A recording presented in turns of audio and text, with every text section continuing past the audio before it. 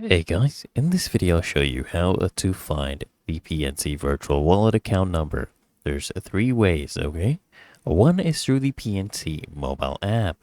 So, for all the deposit accounts, either checking or savings, just sign into the mobile app and then go ahead and select your account, your respective account, either a checking account, savings account, whichever account it is, and then select account and routing numbers.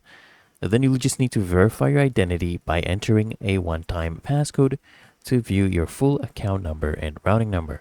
Now, this is from the official PNC website, right? Just to show you. Now, online banking is another way.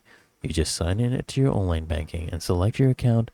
And for virtual wallet accounts, you just go to account activity, change the selected virtual wallet account from the drop down if you're needed to do that, and then just select go to account and routing number link.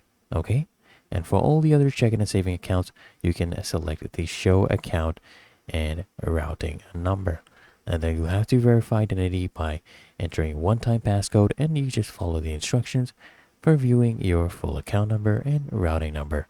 And you can also find this on your paper checks. So right here you will be able to see your account numbers and routing numbers on your checks.